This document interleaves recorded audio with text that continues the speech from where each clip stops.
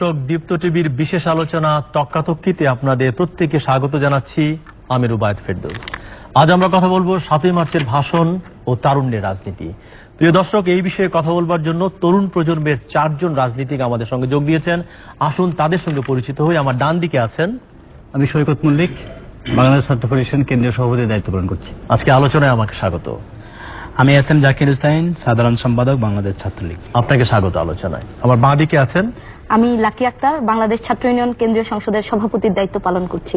তক্কাতক্কিতে স্বাগত। আমি ইমরান হাবিব রুমন, সমাজতান্ত্রিক ছাত্র ফ্রন্টের কেন্দ্রীয় কমিটির সভাপতির দায়িত্ব পালন করছি। আপনাকেও স্বাগত। প্রিয় দর্শক, আজকের আলোচকদের সঙ্গে পরিচিত হলেন। আমরা আলোচনায় যাব। যেরকমটি আজকে আমরা বিষয় ঠিক করেছি ৭ই মার্চের ভাষণ ও তারুণ্যের রাজনীতি। জাকির, আপনাকে দিয়ে শুরু করতে চাই। আমরা জানি বঙ্গবন্ধুর এই ৭ই মার্চের ভাষণই আসলে বাংলাদেশের স্বাধীনতার ঘোষণা, এবং এরপরে পুরো জাতি কিন্তু যুদ্ধে ঝাঁপিয়ে পড়ে, এবং সেই যুদ্ধে বাংলাদেশের মাটির নিচে বলা হচ্ছে সবচেয়ে বেশি লাশ কিন্তু তরুণদের, সবচেয়ে বেশি নিহত হয়েছে তরুণ মুক্তিযোদ্ধারা। তো এই যে তারুণ্য, বর্তমানে তারুণ্যের রাজনীতি কোন দিকে আছে, এই বঙ্গবন্ধুর ভাষণের আলোকে যদি আমরা ব্যাখ্যা করি। আসলে আমি প্রথমেই মহান মুক্তিযুদ্ধে যারা শহীদ হয়েছিলেন তাদের স্মৃতি, তাদের স্মরণ করছি। এবং আসলে আমরা যদি দেখি, জাতির জনক বঙ্গবন্ধু শেখ মুজিবুর রহমান যখন এই বাংলাদেশের স্বপ্ন দেখেছিলেন যে টু নেশন থিওরি 1940 সালের লাহোর রেজলিউশনের ভিতরে, তখনই কিন্তু জাতির জনক বঙ্গবন্ধু শেখ মুজিবুর রহমান তখন তরুণ ছিলেন, আমাদের মতোই তরুণ ছিলেন।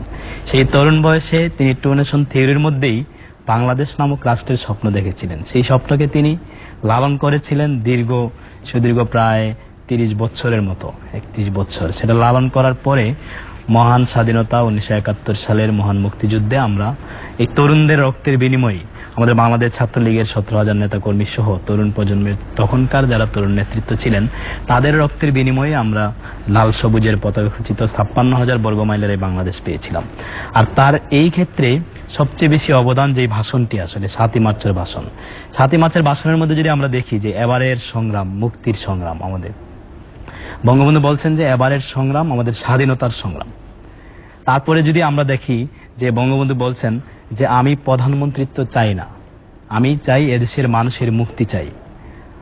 সুতরাং আমরা যদি দেখি তারও আগে যখন বঙ্গবন্ধু পাকিস্তানের গভর্নমেন্টের সময় এক সময় তিনি মন্ত্রী হয়েছিলেন, দেখা গেছে যে বাংলাদেশ আওয়ামী লীগকে সংগঠিত করার জন্য তখন বঙ্গবন্ধু সেই মন্ত্রিত্ব ছেড়ে দিয়ে বাংলাদেশ আওয়ামী লীগের দায়িত্ব নিয়েছিলেন, শুধুমাত্র এদেশের নির্যাতিত, নিপীড়িত, বঞ্চিত মানুষকে এই বঞ্চনা থেকে মুক্তি দেওয়ার জন্য। আমরা দেখলাম যে পাকিস্তানের সময় আমাদের এই পাকিস্তান থেকেই সবচেয়ে বেশি রিজার্ভের ক্ষেত্রে আমাদের অবদান, আমরা রাজস্বতে আমাদের অবদান, সবকিছুতেই আমাদের অবদান। কিন্তু একটা ক্ষেত্রে আমাদের চাকরিতে আমরা নেই, কোনো কিছুতেই, মানে সুযোগ সুবিধার ক্ষেত্রে আমরা এই পূর্ব বাংলার মানুষ, আমাদের বাংলাদেশের মানুষ সবসময় পিছিয়ে ছিল। তারই সেই বঞ্চনা, নির্যাতন, নিপীড়ন, এখান থেকে মুক্তি দেওয়ার জন্যই বাংলাদেশ ছাত্রলীগকে জাতির জনক বঙ্গবন্ধু শেখ মুজিবুর রহমান 1948 সালে 4 জানুয়ারি প্রতিষ্ঠিত করেছিলেন। তিনি বুঝতে পেরেছিলেন যে এদেশের মানুষকে যদি আমরা মুক্তি দিতে চাই, তাহলে এমন একটি সংগঠন দরকার যে সংগঠনের নেতৃত্বই দিবে তরুণরা।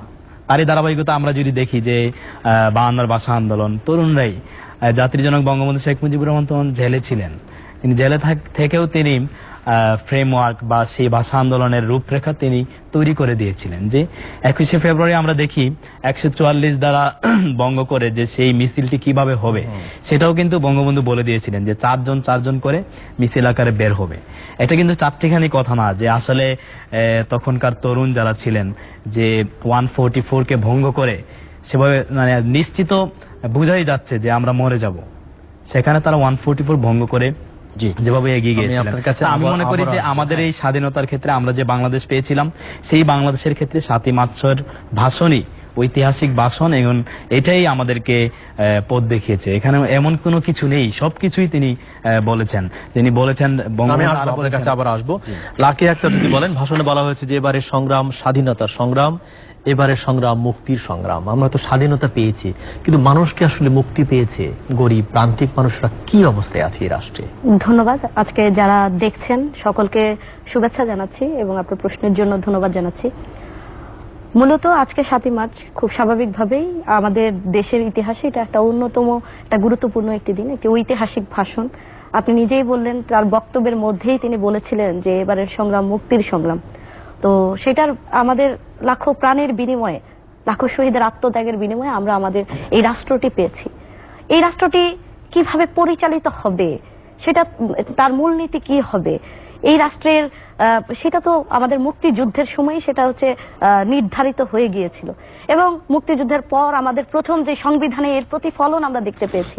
মুক্তিযুদ্ধের সময় ছাত্র সমাজের যে দাবি, সেই দাবির একটা প্রতিফলন কিন্তু আমাদের দেখার কথা ছিল। আজকে স্বাধীনতার এত বছর পর এখনো পর্যন্ত আমরা সেই কথাটি বলছি, আদৌ মানুষের কি মুক্তি মিলেছে? আদৌ যেই দাবিগুলো করেছিল, আপনারা জানেন যে ঠিক সেই সময়ের আপনি 69 এর সময় আপনি 11 দফার কথাই বলেন, সেই দফাতে ছাত্র সমাজের যে দাবি ছিল এবং কৃষক শ্রমিক মানুষের যে দাবি ছিল, সেই দাবি কিন্তু আজ পর্যন্ত সেটা বাস্তবায়িত হয়নি।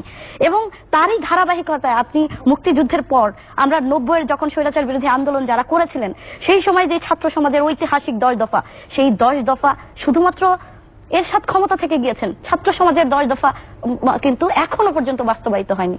সবচাইতে দুঃখের এবং কষ্টের, এবং এই 7ই মার্চ আসলে ক্ষমতায় পুনর্বাসিত হয়েছে এবং যেই মুক্তির কথা বলছি, আর আজকে যেই এরশাদকে ক্ষমতাচ্যুত করা হয়েছে, যারা আন্দোলন করেছেন, হ্যাঁ, তাদেরকে সাথে নিয়ে আজকে তারা ক্ষমতায় আছেন।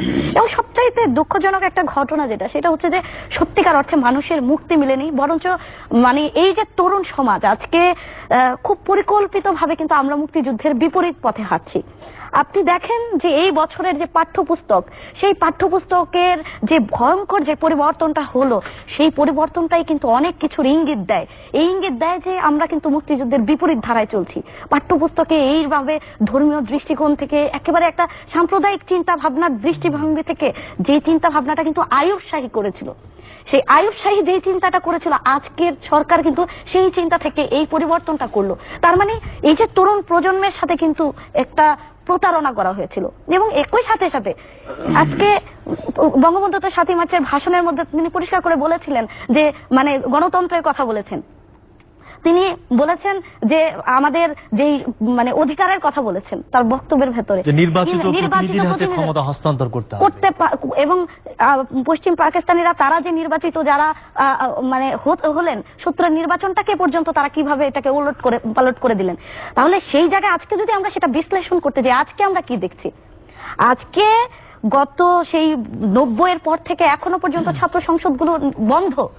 সেই ছাত্র সংসদ নির্বাচনগুলোকে যে বন্ধ করে দিয়ে ধীরে ধীরে গণতন্ত্রের যে টুটিটাকে চিপে হত্যা করা হলো, আস্তে আস্তে করে সেগুলোকে যে হত্যা করা হলো, এবং সেইটার ফলাফল আজকে আমরা ভোগ করছি। আজকে প্রত্যেকটা বহুদা বিভক্ত যে শিক্ষা, সেই শিক্ষা ব্যবস্থার ভেতর দিয়ে আজকে শিক্ষাঙ্গনগুলোতে গণতান্ত্রিক পরিবেশ নেই, এবং সেটার তো ফলাফল জাতি একটা ভয়ঙ্কর ভাবে নেতৃত্ব শূন্যতার ভেতরে আছে।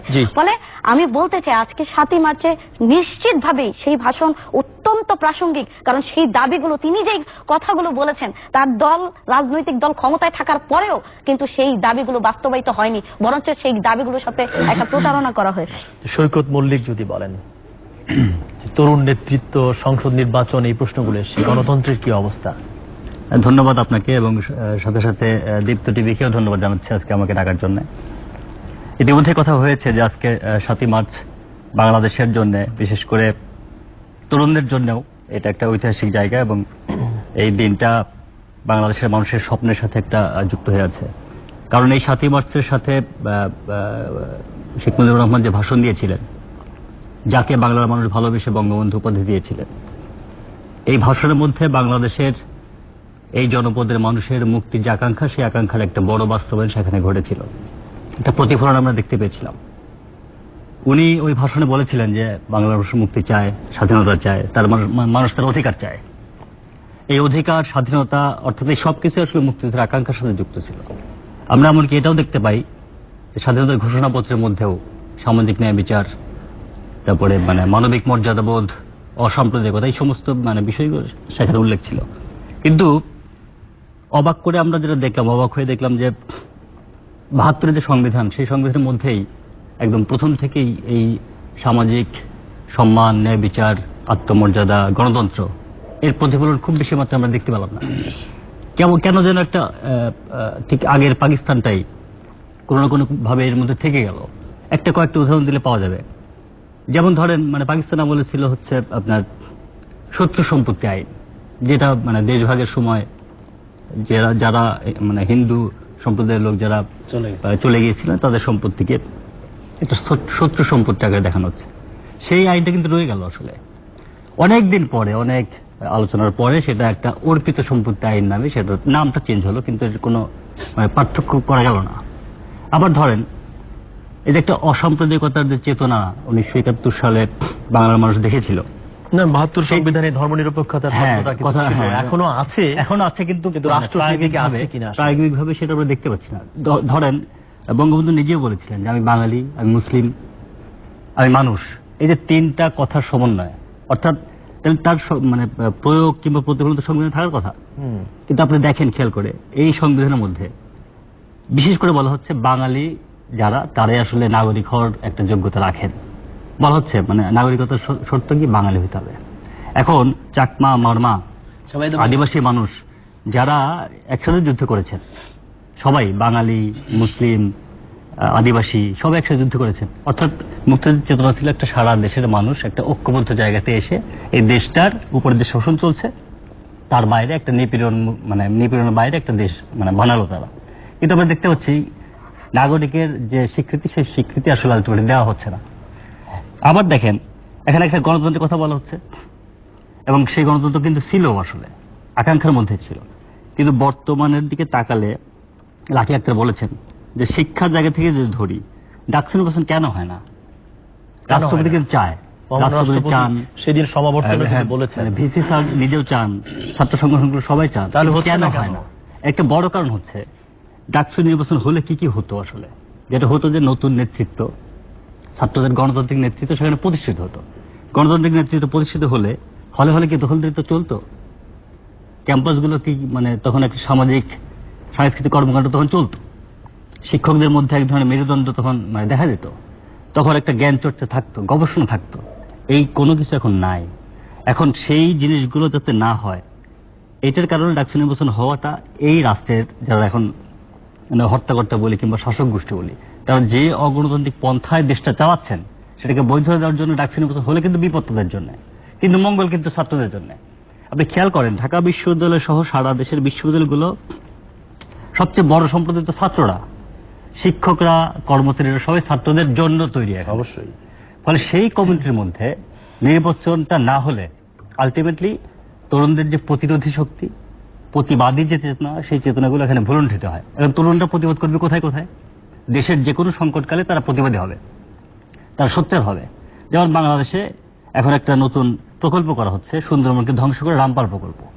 এখন এটা দেশের জন্য ক্ষতি, সেটা বিভিন্নভাবে বিজ্ঞানীরা, স্বাধীন বুদ্ধিজীবীরা, বিদেশ এবং দেশ মিলে তারা একটা বলছে ক্ষতিকর, সেটা প্রমাণ। এখন সেটা প্রমাণ আছে জাকির ভাই, প্রস্তাবে এটা তো প্রধানমন্ত্রী এখন এই ক্ষতিকর এই যথোপযুক্ত প্রমাণ নিয়ে আপনারা আসেন বলবেন না, এই কথাটা সেটা তো নিয়ে আসতে ছাত্ররা, সেই কথাটা ছাত্ররা বলবে। এখন বলার জন্য তাকে স্পেস দিতে হবে, স্পেস দেওয়ার জন্য তার হলে থাকার জন্য হলের প্রশাসন কার্যকর থাকতে হবে। আপনি খেয়াল করে দেখেন হলে হাউস টিউটর থাকেন, প্রভোস্ট থাকেন, কিন্তু তাদের কাছে কি এটা জানা আছে যে কোন ছাত্র কোথায় থাকেন, কত নম্বর রুমে থাকেন, হলে কে উঠায়, কে তাকে বের করে? অর্থাৎ প্রশাসন তার এই স্বায়ত্ত শাসনের যে ক্ষমতাটা, সেই ক্ষমতাটা কিন্তু এখানে প্র্যাকটিস করতে পারছেন না, এমনকি মাননীয় উপাচার্য নিজে সহ। অর্থাৎ ক্যাম্পাসগুলোতে তার গণতান্ত্রিক পরিবেশ নিশ্চিত করতে গেলে যা করা দরকার সেটা করতে এখানে বাধা দেওয়ার সমস্যা নিয়ে আমরা আরো কথা বলবো। প্রিয় দর্শক, এই পর্যায়ে তর্কাতর্কিতে ছোট্ট বিরতি নিচ্ছি, আমাদের সঙ্গে থাকুন। কথা বলছিলাম 7ই মার্চের ভাষণ ও তারুণ্যের রাজনীতি নিয়ে, একটু পরেই ফিরে আসছি।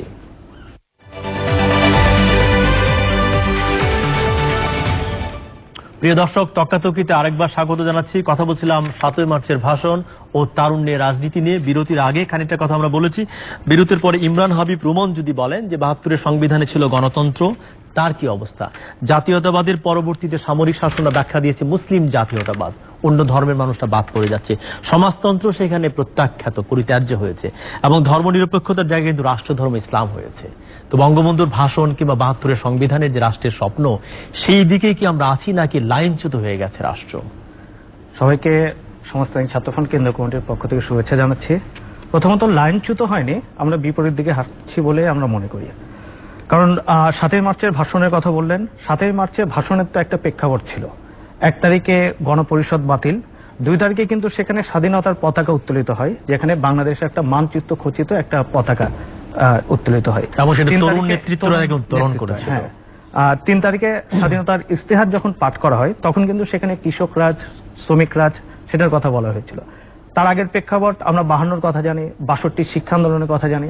সবকিছুর মধ্য দিয়ে কিন্তু বাংলাদেশের স্বাধীনতা আন্দোলন বা এখানে 7.5 কোটি মানুষের তাদের আকাঙ্ক্ষা হয়তো 7ই মার্চের ভাষণের মধ্য দিয়ে আসছে আর কি। কিন্তু দেখেন যে 7ই মার্চের ভাষণে তো ছিল যে এবারের সংগ্রাম স্বাধীনতার সংগ্রাম, আমরা স্বাধীন হয়েছি, কিন্তু তার পরের লাইন যেটা আসছে যে মুক্তির সংগ্রাম, সেই মুক্তি সেটা লাকিও বলেছে, অন্যরাও হয়তো এটা বলবে, বা আপনিও যেটা বলেছেন যে সবচেয়ে বেশি তরুণের লাশ আমাদের এই দেশের মাটিতে, ঠিক একইভাবে সবচেয়ে বেশি তরুণের তাদের স্বপ্নেও তো আসলে মাটির নিচে চাপা পড়ে গেছে। সেটা 62 শিক্ষা আন্দোলনে যে স্বপ্ন নিয়ে তারা বুকে তাজা রক্ত ঢেলে দিয়েছিল, আজকেও শিক্ষাক্ষেত্রে কি টাকা যার শিক্ষা তার এই নীতিতে আজকে শিক্ষা ব্যবস্থা পরিচালিত হচ্ছে।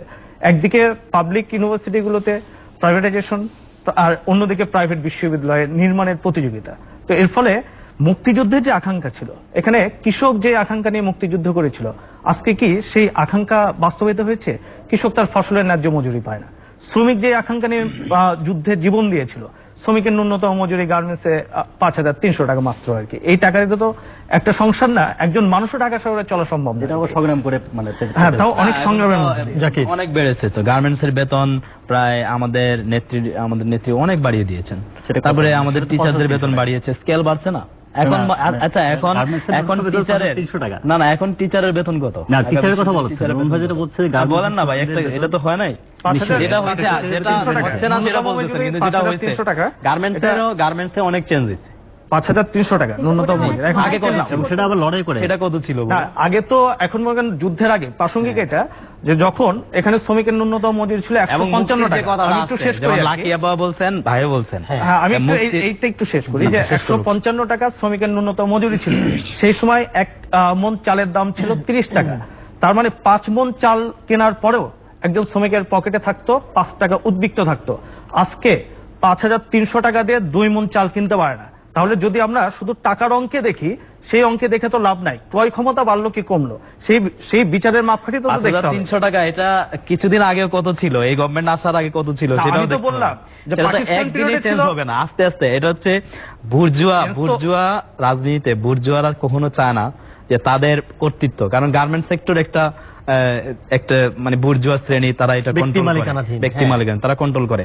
তাদেরকে তো ইমপ্রেস করতে হবে, তাদেরকে চাপ দিয়ে এটা করা হয়েছে।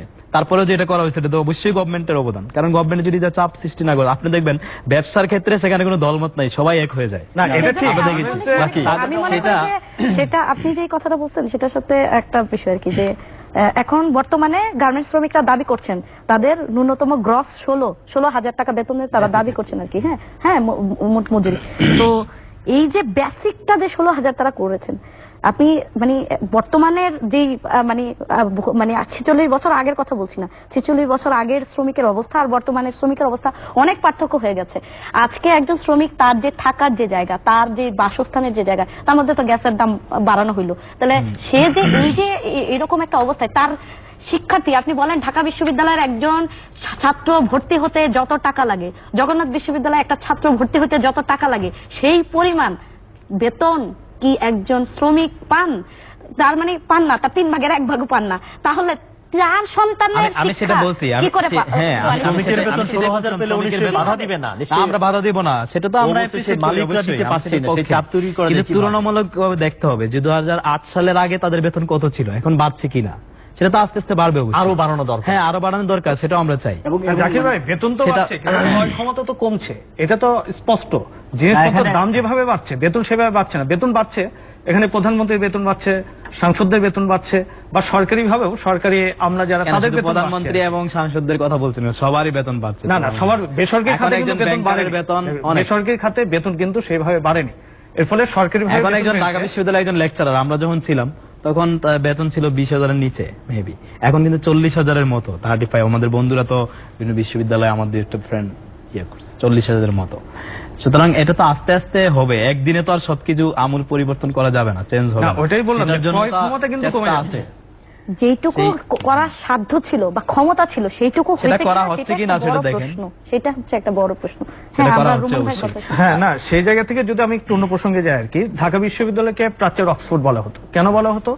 কারণ সেই সময় শুধুমাত্র এটা কারো মানে অক্সফোর্ডের সাথে মিলিয়ে কিন্তু করেনি। তখন ছিল যে আমরা জানি সত্যেন বোসের কথা জানি, যে সত্যেন বোস আইনস্টাইন থিওরি, বা এখানে হচ্ছে বসন কণা। এদিকে আমরা হচ্ছে যে আরসি মজুমদার, তিনি এখানকার ইতিহাসকে বিশ্লেষণ করছেন একটা বৈজ্ঞানিক ভিত্তির উপর দাঁড় করে, যেটা সারা বিশ্বে আলোচিত হয়েছিল। কাজী মোতাহার হোসেন পরিসংখ্যানের তথ্য দিচ্ছেন। তার মানে যে গবেষণা হতো এই ঢাকা বিশ্ববিদ্যালয়ে, সেই গবেষণায় তো এখানে ঢাকা বিশ্ববিদ্যালয়কে প্রাচ্যের অক্সফোর্ড খ্যাতিটা অর্জনের সহায়তা, তখন অক্সফোর্ড খ্যাতিটা পায় এই গবেষণাগুলোর জন্য। আজকে কি অবস্থা? ঢাকা বিশ্ববিদ্যালয়ের মতো একটা জায়গায় এখানে গবেষণা খাতে বরাদ্দ হচ্ছে যে 4.5 কোটি টাকা। এখানে শিক্ষক হচ্ছে প্রায় 1803 জনের মতো আর কি, বা ধরলাম যে 1800 বা 1850 মাথা পিছু যদি ভাগ করি, তাহলে দেখা যায় একজন শিক্ষক পার মান্থে, স্টুডেন্টের বাদ দিলাম আর কি, শিক্ষক হিসাব করলো 20,000 টাকার উপরে, 20,000 টাকার মতো তার হচ্ছে যে মান্থলি হয়তো গবেষণা খাতে তার জন্য বরাদ্দ আছে। আমাদের বন্ধুরা যারা সাউথ কোরিয়াতে মাস্টার্স করতে যায়, তাদের তো অন্তত $500 থেকে $600 প্রতি মাসে তার সেখানকার গভর্নমেন্ট দেয় তার পড়াশোনার জন্য। ছাত্রদের সমস্যা নিয়ে বললে ভালো হয়, কি সমস্যায় আছে ছাত্ররা? হ্যাঁ, না সেটার ক্ষেত্রেও কথা আছে। হ্যাঁ। আমরা অতীতে কখনো দেখেছি কিনা যে শিক্ষা খাতে এত বাজেট আমরা দেখিনি, কিন্তু এখন কিন্তু আমাদের গভর্নমেন্ট, এখন যে জননেত্রী দেশরত্ন শেখ হাসিনার নেতৃত্বে আওয়ামী লীগ গভর্নমেন্ট, এখন কিন্তু শিক্ষা এবং প্রযুক্তি খাতে সর্বোচ্চ বাজেট, সেটা দেখতে হবে। সর্বোচ্চ বাজেট হতে কিন্তু একটা সময় আমরা দেখছি শিক্ষা খাতে কিন্তু 3 নম্বরে 4 নম্বরে ছিল, এই বাজেটটা ছিল না। আপনার সাথে আমি একটু যোগ করবো। এবং আর ভাই যেটা বললেন, যোগ করি আর কি। হ্যাঁ, আমি একটু বলি, প্রাচ্যের অক্সফোর্ড যেটা বললেন, যে এটা একটা মাইন্ডসেটের ব্যাপার। আমি যেটা মনে, যেমন উন্নত বিশ্বের বিশ্ববিদ্যালয়গুলো, যেমন অক্সফোর্ড বলেন, ক্যামব্রিজ বলেন, এই বিশ্ববিদ্যালয়গুলো যারা টিচাররা যেই এলাকাতে থাকেন, সেই এলাকায় মানে থাকে সাইনবোর্ডে যে বেপু বাজানো নিষেধ, তারা তাদের মানে শিক্ষাকে এত মূল্যায়ন করে, তাদের শিক্ষক মন্ডলীকে এত মূল্যায়ন করে দেখেই তারা কিন্তু সেখানে লিখে রাখে। কিন্তু আমাদের দেশে সেটা হচ্ছে না কেন? সেটা আমরা করি, আমরা করতে পারি। আমাদের কিন্তু শিক্ষক মন্ডলীর ভাষার মধ্যে লেখা থাকে না যে এখানে বেপু বাজানো নিষেধ। উচ্চশিক্ষা কিন্তু সবার জন্য না, না, না। সেটা আমি- হ্যাঁ। যেটা সবার জন্য সেই শিক্ষার অবস্থা। না, না, আমি এটা সামগ্রিক বলছি। লাকি বলেছিল হেফাজতের সুপারিশ অনুযায়ী পাঠ্যপুস্তকের আদি করা হয়েছে, না, সেটা অনেক বড় প্রশ্ন। সেটা আপনাদের সেটা কথা। তো অবশ্যই একটা অবশ্যই এটা আমরা উচ্চশিক্ষার কথা বলি, উচ্চশিক্ষার এটা কথা নিয়ে বললে প্রথমে কিন্তু কিন্তু একটা রুলও জারি করেছে। হ্যাঁ, এটা কিন্তু শিক্ষামন্ত্রী বলেছেন যে সেটা চেঞ্জ আচ্ছা, আমি তাহলে আপনার কাছে একটা প্রশ্ন করি। এই যে এত বড় একটা ঘটনা ঘটলো, আপনারা তো বাংলাদেশের সরকারের ক্ষমতায় আমরা কথা আছেন, বলেছি আপনারা- কিনা? আমরা কথা বলেছি। আপনারা একটা বিবৃতিও দেননি। আমরা কথা বলেছি, আপনারা একটা বিবৃতিও দেননি। আমরা এখনো কথা পর্যন্ত। বলেছি, জানি, আমরা কথা মানে- বলেছি যে যেখানে কথা বললে হয় সেখানে আমরা কথা বলেছি। তো- তারপরে তো শুধু কথা বলা না, মানে দায়িত্ব সেটা নিয়ে আপনাদেরকে তো নিতে হবে। দায়িত্ব কারণ কিন্তু আপনাদের আমাদের- আমরা কিন্তু এই বাংলাদেশের ছাত্র সমাজের মানে স্রোতের বিপরীতে আমরা কখনোই না।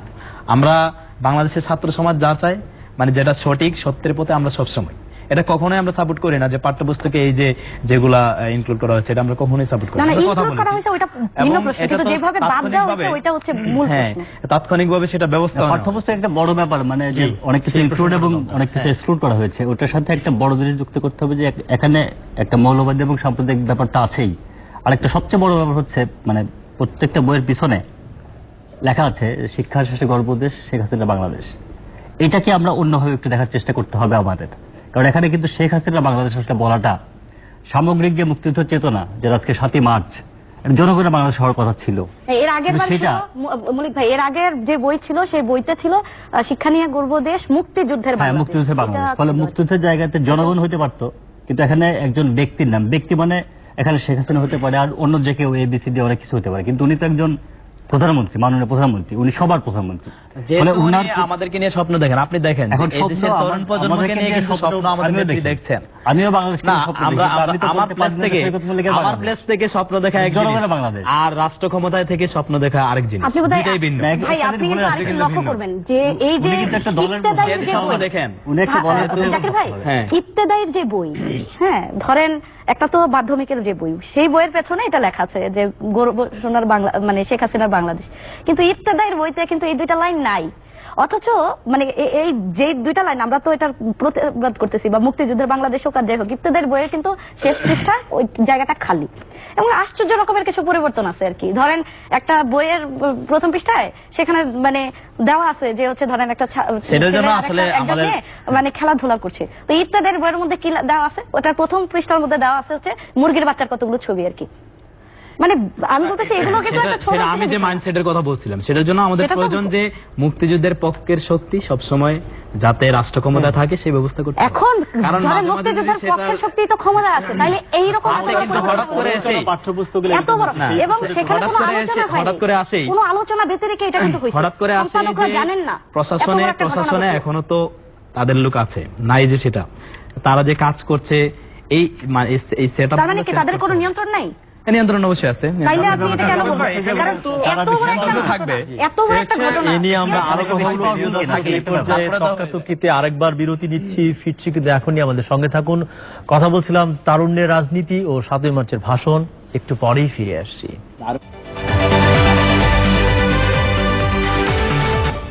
প্রিয় দর্শক, তর্কাতর্কিতে আরেকবার স্বাগত। কথা বলছিলাম 7ই মার্চের ভাষণ ও তারুণ্যের রাজনীতি নিয়ে। আমরা দুদফায় কথা বলেছি।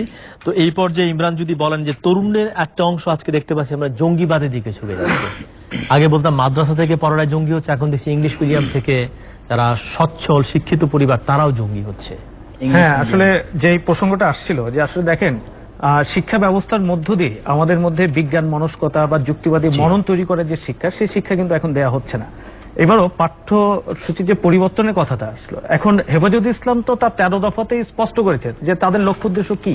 কিন্তু ভাবতে অবাক লাগে যে মুক্তিযুদ্ধের চেতনার কথা বলে যে দল, মুক্তিযুদ্ধের কথা যারা সবসময় বলে আর কি, সেই দল যখন এখানে রবীন্দ্রনাথ, শরৎচন্দ্র, হুমায়ুন আজাদের মতো লেখকদের লেখা বাদ দিয়ে হেফাজতে ইসলামের 29টি পরিবর্তন সংশোধনী তারা অক্ষরে অক্ষরে পালন করে, এটা একটা দিক যে আসলে এখন জাকির ভাই প্রথমে যেটা বলছেন যে বঙ্গবন্ধু প্রধানমন্ত্রিত্ব চায়নি, কিন্তু এখন দেখেন যে প্রধানমন্ত্রিত্ব বা মন্ত্রিত্ব যে কোনো ভাবে টিকে রাখার জন্য আমরা কিন্তু সেই মৌলবাদীর সাথে কিন্তু আপোষ করছি আর কি। এবং এটার ফলাফল যে ভালো হয় না কখনো। পাকিস্তান কিন্তু আমাদের সামনে উদাহরণ আর কি। পাকিস্তানও কিন্তু আজকের পাকিস্তান, তার কিন্তু শুরুটা এইভাবেই হয়েছিল, আমরা সবাই জানি। আসলে এরকম না ভাই। আর ঢাকা আরেকটা বিশ্ববিদ্যালয়ের যেটা হলো, আমরা সবাই কিন্তু আমরা সবাই এটার বিপক্ষে ছিলাম। ঢাকা বিশ্ববিদ্যালয় কি তাহলে বলবেন আপনি যে বিসির আমাদের ঢাকা বিশ্ববিদ্যালয়ের সম্মানিত অভিভাবক আহমদ আরফিন সিদ্দিক স্যারের মানে জানা মতে সেই ঘটনাটি হয়েছে, আপনি কি বলবেন? কোনটা? এই যে যেটা হইলো যে জিয়াউর রহমানকে যেটা করা হলো। না না, ওইটা পাঠ্যপুস্তকের বিষয়টা কি অজানা তারপরে ঢাকা বিশ্ববিদ্যালয়ের যে ভেরিফাইড পেজে যে কথাটি লেখা হয়েছে সেটার জন্য কি ঢাকা বিশ্ববিদ্যালয়ের ভিসি স্যার দায়ী? প্রথমত যে এখানে কোনো কর্তৃপক্ষ আছে। এখন আমাদের দেখতে হবে যারা এটার দায়িত্বে তাদের বিরুদ্ধে ব্যবস্থা নিতে হবে। এই পাঠ্যপুস্তক তৈরি করার জন্য কোনো না কোনো একটা কমিটি ছিল। সেই কমিটিতে কারা ছিল তাদের বিরুদ্ধে ব্যবস্থা নিতে হবে। তারা কারা, তাদের উৎস কোথায়, তারা কোথা থেকে এসেছে, তারা কেন এরকম দুঃসাহস দেখিয়েছে, তাদেরকে আইডেন্টিফাই করতে হবে, তাদের বিরুদ্ধে ব্যবস্থা নিতে হবে এবং দৃষ্টান্তমূলক শাস্তি দিতে হবে।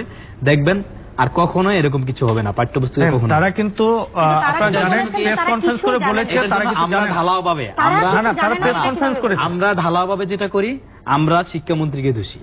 না, দায়িত্ব তাকে নিতেই হবে জাকির ভাই, এটা কোনো উপায় নেই। আমরা বলছি সেটা যে এত বড় একটি ঘটনা, আপনি বললেন যে যারা কর্তৃপক্ষ আছেন তারা অবশ্যই মানে তাদেরকে শাস্তি দিতে হবে, কিন্তু কর্তৃপক্ষ শুধু তাই না, যারা সম্পাদনা পর্ষদের দায়িত্বে ছিলেন বিভিন্ন, বিশেষ করে বাংলা বইয়ের যারা সম্পাদনা করেছেন, তারা সব সম্পাদকরা লিখিত বিবৃতি দিয়েছেন পত্রিকায় যে তারা এই যে এত বড় একটি ঘটনা ঘটলো তারা কিছুই জানেন না।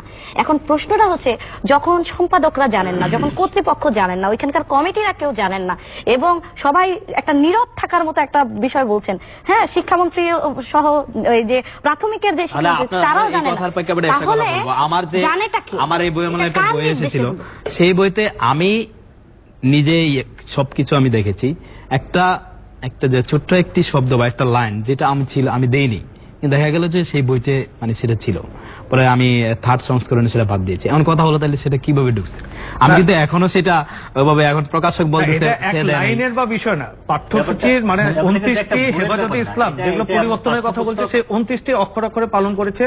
দুইটা লেখা কোনো কারণে বাদ করে, সেই জন্য তারা শুকনা আদায় করেছে। 15 লক্ষ বই কিন্তু নষ্ট করে আবারও এই দুইটা গল্প বাদ দিয়ে আবারও ছাপানো হয়েছে। এটা একটা দিক। আরেকটা দিক দেখেন, আচ্ছা যখন এখানে যে কোনো সেটা এর আগে বিগত সময়ে যখন শিক্ষানীতি প্রণয়ন হয়, সেই শিক্ষানীতি এই প্রণয়নের ক্ষেত্রে এই প্রক্রিয়াটাই কিন্তু গণতান্ত্রিক না।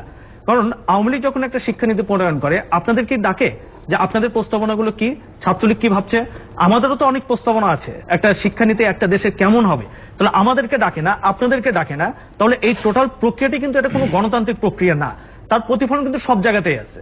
তা এইবারও যে পাঠ্যপুস্তকে যে পাঠ্যসূচিতে যে পরিবর্তন আর কি, সেটা যারা দায়িত্বে ছিল শিক্ষানীতির ক্ষেত্রে সাধারণত শিক্ষাবিদদেরকেই ডাকা হয়, এদেশের যারা প্রখ্যাত শিক্ষাবিদ আছেন, ছাত্র সমাজের একটা অন্যতম বড় স্টেক হোল্ডার, তাদের আমরা আবেদন জানাতে পারি যে আমাদেরকে যাতে নেক্সটে জঙ্গিবাদের প্রসঙ্গটি আমরা আনতে চাই। হ্যাঁ, যে কথা আমি আগে বলছিলাম যে জঙ্গিবাদের প্রসঙ্গ কিংবা মৌলবাদীদের যে বিস্তার, এই বিস্তারটা সারা বিশ্বে ঘটছে। যেখানে যেখানে ঘটছে সেখানে একটু খেয়াল করে আমরা দেখতে পাবো যে ওই দেশগুলোতে, যেমন মানে মধ্যপ্রাচ্যের দেশগুলোতে একদম দেখবেন যে গণতন্ত্রের একটা মানে অভাব আছে, সেখানে একটা গণতন্ত্রহীনতা একটা আছে ওখানে। কারণ গণতন্ত্রহীনতা থাকলেই যেটা হয় যে মানুষের গণতান্ত্রিক স্পেস আর সেখানে থাকে না। কথা বলার বলেন, প্রতিবাদ করার, সংগঠিত হওয়ার, ভিন্ন মত সেটা সামনে নিয়ে আসার, এই সমস্ত স্পেসগুলো কমতে থাকে। যখন এটা কমতে থাকে তখনই সে তো কোথাও না কোথাও নিজেকে মানে প্লেস করবে। আসলে আমি যে একটা এন্টিটি, আমি যে একটা সত্তা, তার একটা স্বীকৃতি লাগবে, যেটা হচ্ছে সামাজিক ভাবে তার স্বীকৃতির একটা অভাব তৈরি হয়, এবং সেটা গণতান্ত্রিক স্পেস না থাকার একটা ফল। যেমন পাঠ্যপুস্তকে রুমন ভাই বলেছেন যে পাঠ্যপুস্তকের সকলের মতামত নেওয়া হচ্ছে না। যেমন হেফাজত ইসলাম সে একটা প্রস্তাবনা হাজির করেছে, আমাদের প্রস্তাবনা আছে, ছাত্রলীগেরও প্রস্তাবনা আছে, আরো ভিন্ন ভিন্ন মতের একটা প্রস্তাবনা আছে। তো সেই সমস্ত প্রস্তাবনার একটা মানে প্রতিফলন এখানে থাকার কথা, যখনই থাকবে না তার মানে তখন সে তার নিজের স্পেসটা খুঁজে পাচ্ছে না। কিন্তু হেফাজতটা কিন্তু থাকছে, হ্যাঁ হেফাজত থাকছে, এবং বাকিদের তো থাকছে না। এই বাকিদের যেটা সেটাও তো দেখা দিচ্ছে কিনা সেটা সত্যি। অর্থাৎ স্যার আমি এটাই বলছি যে গণতান্ত্রিক যে স্টেক হোল্ডাররা আছেন তাদের মতামত না থাকলেই একটা প্রতিক্রিয়াশীল গোষ্ঠী ওই ফাঁকের মধ্যে বের হতে পারে। এখন যেমন এখানে আপনি দেখেন যে আমরা যখন যে গণতন্ত্র নেই বাংলাদেশে, এই দেখেন আমি একটু বলছি যে আমরা যখন উচ্চশিক্ষা নিয়ে কথা বলি স্যার, দেখবেন ওই সময় আমরা একটা বড় অংশকে আসলে বাদ দিই। প্রাথমিক স্তর, মাধ্যমিক স্তর, উচ্চশিক্ষায় কত অংশ পড়ে, তারপরে ওই সংখ্যাকে বাদ দিয়ে, একটা বিপুল সংখ্যাকে বাদ দিয়ে আমরা একটা মানে সেগমেন্টেড আলোচনা এখানে করছি। তারপরে ওই মানে লোকগুলোর মতামতের গুরুত্ব কোথায় এখানে? এক নম্বর, যে কৃষকের সন্তানটা তার বাবার ন্যায্য ফসলের মূল্য না পাওয়া সন্তান, কিংবা ৫,৩০০ টাকা মজুরি পাওয়া মজুরের সন্তান, সে আসলে কোথায় কোথায় মতামত দিতে পারে? কিংবা যে ছেলেটা আজকে টোকাই, কিংবা যে ছেলেটা আজকে হচ্ছে মানে কাগজ টুকাই মানে টুকে নিয়ে সে মানে দিন যাপন করে, যাদেরকে আমরা বলি, তাদের মতামতটা কোথায় থাকবে? এই লোকগুলোকে ইউজ করার জন্য মেলা লোকজন আছে, বিভিন্ন প্রতিক্রিয়াশীল গোষ্ঠী আছে।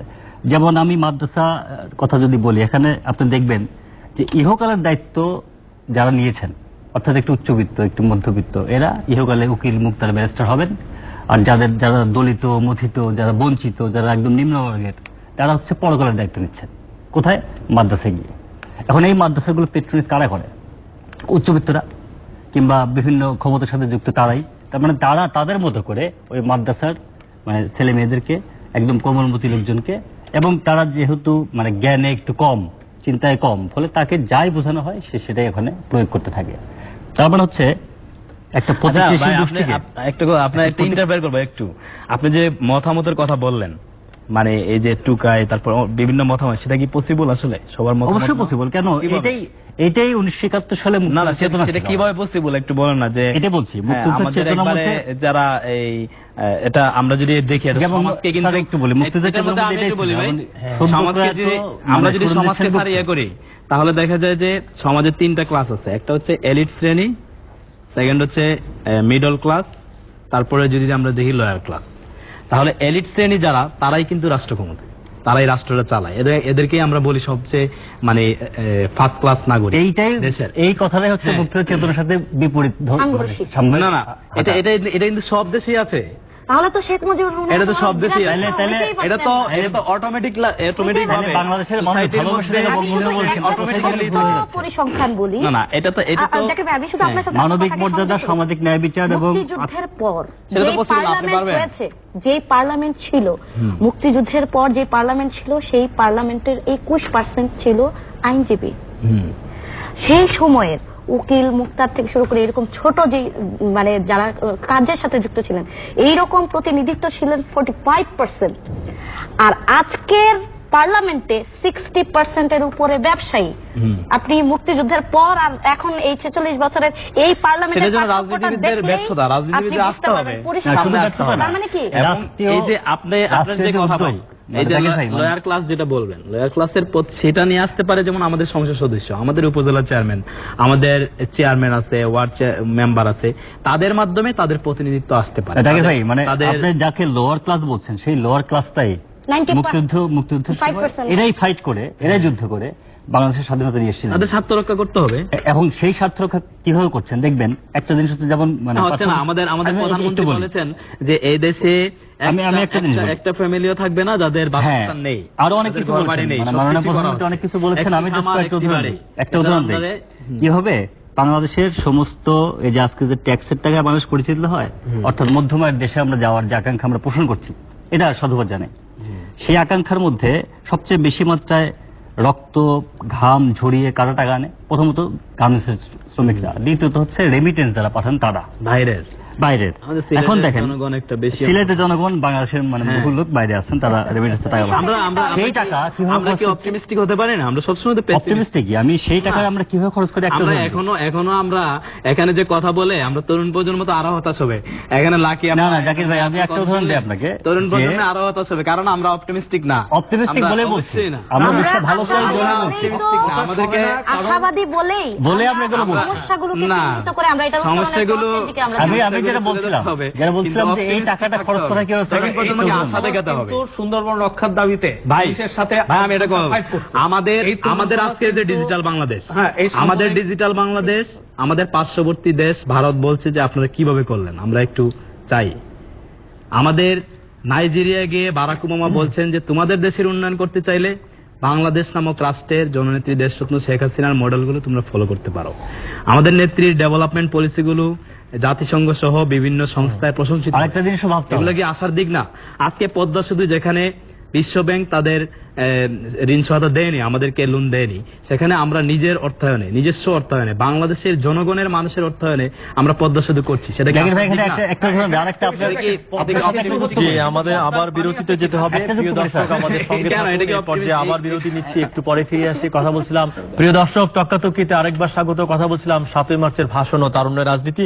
ইমরান হাবিব রুমন, এই প্রশ্নে আপনাকে প্রশ্ন যেটা করতে চাই সেটা হচ্ছে যে বাংলাদেশের স্বপ্ন আপনি দেখেন একজন তরুণ হিসাবে, সেই স্বপ্নের বাংলাদেশ নির্মাণের জন্য করণীয় কি কি করতে হবে আসলে?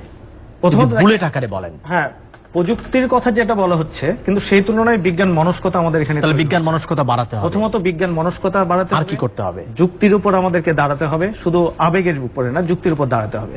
দ্বিতীয় হচ্ছে যে এখানে আপনার 7ই মার্চ এটা শুধুমাত্র একটা দিবস না, একটা চেতনা, শোষণ মুক্তির চেতনা, বা যেটা বলেছিলাম যে শ্রমিক রাজ, কৃষক রাজ, সেই হিসেবে কিন্তু এই স্বাধীনতার মুক্তিযুদ্ধ এই বিষয়গুলো এসেছিল আর কি। তাহলে এখানে এটা ঠিক যে জাকির ভাই যেটা বলেছেন যে এলিট শ্রেণী তারাই কিন্তু রাষ্ট্র ব্যবস্থা পরিচালনা করছে তাদের স্বার্থে।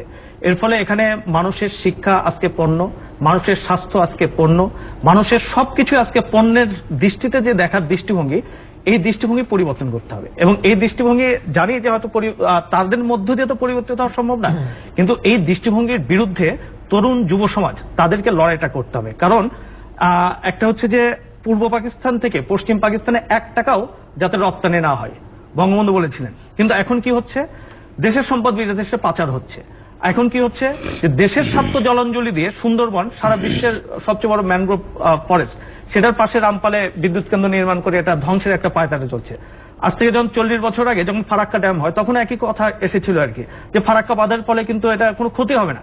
40 বছর পরে উত্তরবঙ্গের প্রায় 16টি জেলা মরুকরণের মধ্যে দিয়ে আমরা হারে হারে টের পাচ্ছি যে এটা ফলাফল কি। একইভাবে সুন্দরবনের ক্ষেত্রে এটা প্রযোজ্য, এবং যেটা যে এখানে কিন্তু বিশেষজ্ঞ যারা তারাও কিন্তু সবাই বলছে আর কি। আমরা ঢাকা বিশ্ববিদ্যালয়ে আপনি জুওলজির যিনি প্রধান হেড চেয়ারম্যান তার কথা শোনেন, বোটানির চেয়ারম্যানের কথা শোনেন, ভূগোল ও পরিবেশে যারা পড়ান, এখানে যারা হচ্ছে যে নদী বিশেষজ্ঞ, পানি বিশেষজ্ঞ, সবার মতামত নেন। সবাই কিন্তু এখানে রামপালের যে জলভিত্তিক বিদ্যুৎ কেন্দ্র, সৈকত মল্লিক যদি বলেন যে কোন বাংলাদেশের স্বপ্ন আপনি দেখেন এবং সেইটা করণীয় কি সেইখানে পৌঁছানোর জন্য? ধন্যবাদ। আমরা কিছু ইতিবাচক বাংলাদেশের শুনতে চাই। যে স্বপ্ন আমি দেখি, এই স্বপ্ন আজকে নতুন না। 1971 সালের আগে থেকেই মানুষের যে সংগ্রামের চেতনা ছিল, সেই সংগ্রামের মধ্যে দিয়েই যে স্বপ্ন মানে মানুষ দেখে 1971 সালে যুদ্ধ করেছিলেন, সেই স্বপ্ন এখনো পর্যন্ত আমি দেখি, এবং এখনো দেখি এই কারণে যে সেই স্বপ্ন বাস্তবিত হয়নি।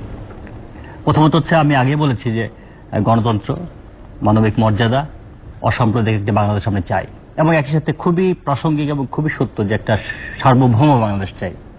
এখন মানবিক মর্যাদা, যেটা মানবিক মর্যাদা প্রতিষ্ঠিত তখনই হয় যখন বাংলাদেশের প্রত্যেকটা নাগরিকের মতামত, তার অধিকার, তার কর্তব্য, এই অধিকার এবং কর্তব্য একটা একটার সাথে যুক্ত।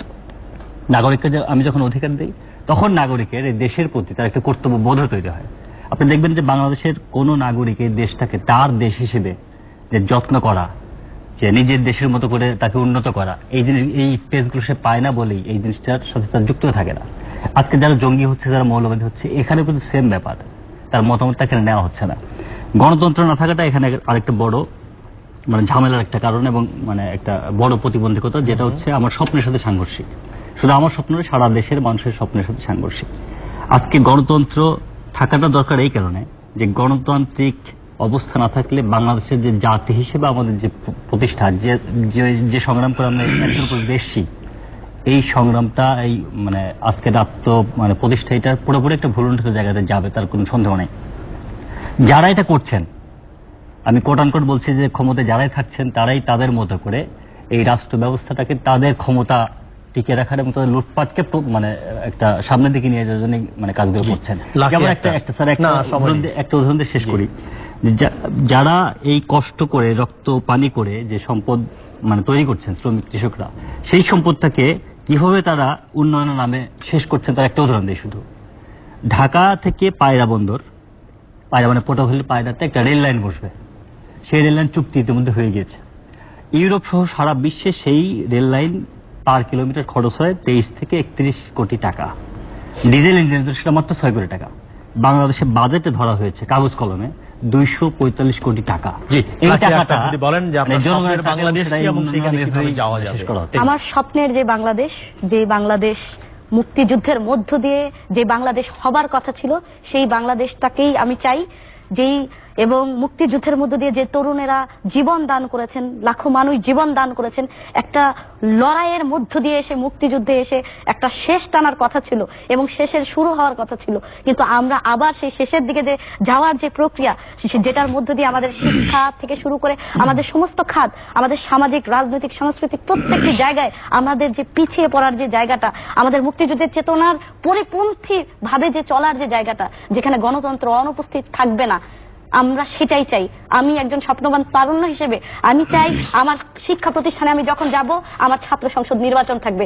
আমি চাই আমি যখন আমার ছোট ভাইকে আমি পড়াবো, সে যখন কখনো এটা বলতে না পারে যে সে যেন সাম্প্রদায়িক শিক্ষায় শিক্ষিত না হয়। আমি চাই আমার যে ছোট ভাই বোনেরা আছে, অজস্র যে 5 কোটি যে শিক্ষার্থীরা আছে, তারা যেন এই বাংলাদেশে একটা একমুখী একই ধারার বিজ্ঞান ভিত্তিক সার্বজনীন শিক্ষা ব্যবস্থা পায়। এবং আমি চাই ধনী গরিব নির্বিশেষে সকলের জন্য যে একই যে শিক্ষা যে ব্যবস্থা, যে দাবি আমরা করেছিলাম, সেই দাবিটার পূর্ণ বাস্তবায়ন আমরা চাই।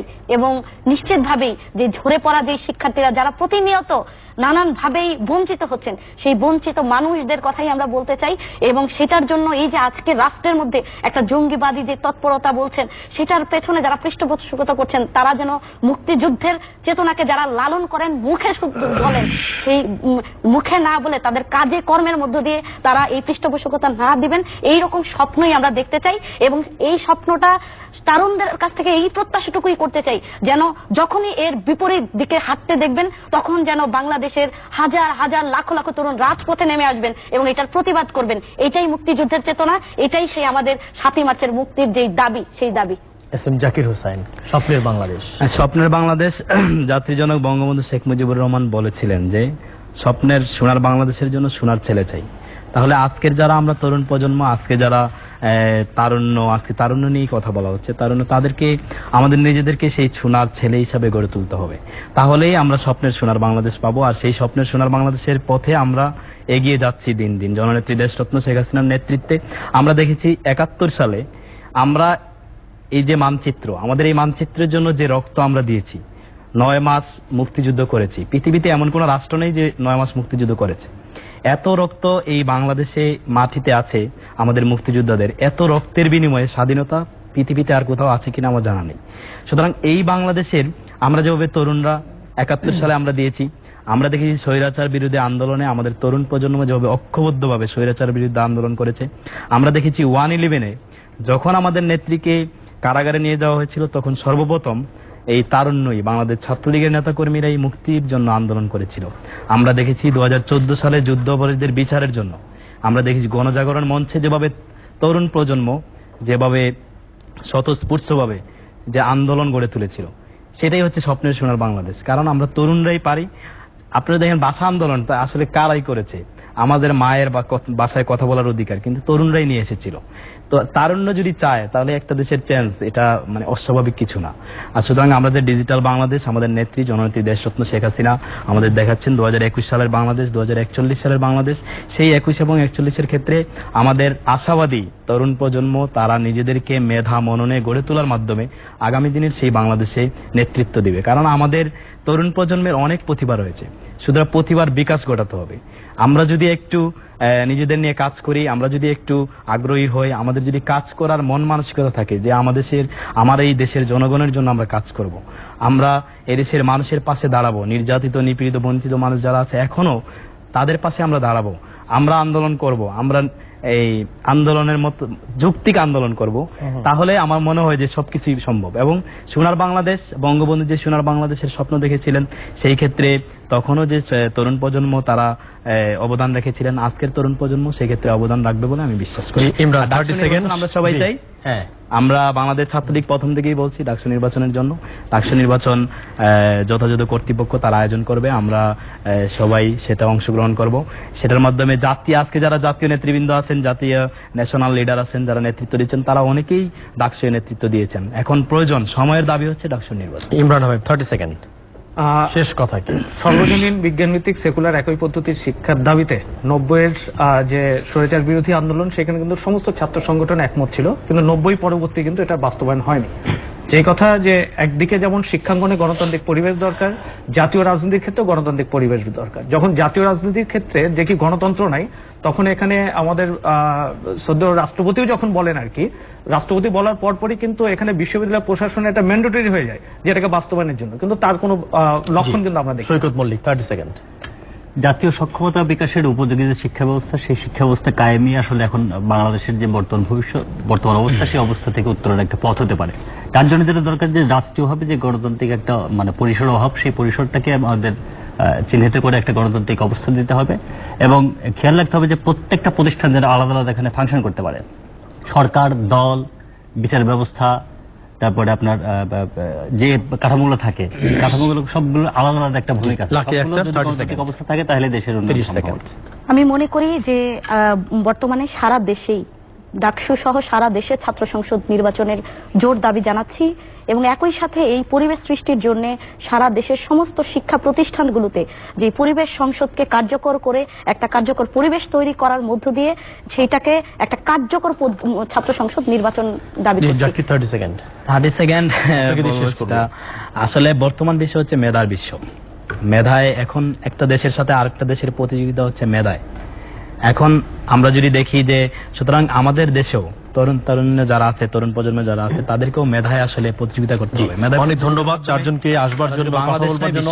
প্রিয় দর্শক, আপনাদেরকে ধন্যবাদ আমাদের সঙ্গে থাকবার জন্য। আমরা মনে করি তর্কহীন আর প্রশ্নহীন সমাজ মানে মৃত সমাজ।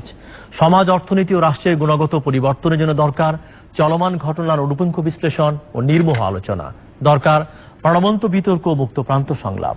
আমরা বিশ্বাস করি বুদ্ধিবৃত্তিক বিতর্ক সৃজনশীল হবে ঠিকই, কিন্তু কখনো কখনো তা নির্মম হতে পারে। তক্কাতক্কি তেমন একটি বুদ্ধিবৃত্তিক মঞ্চ নির্মাণে প্রয়াসী। অনুষ্ঠান সম্পর্কে মতামত জানাতে ইমেইল করুন তক্কাতক্কি@দীপ্ত.tv-তে। ভালো থাকুন, নিরাপদে থাকুন।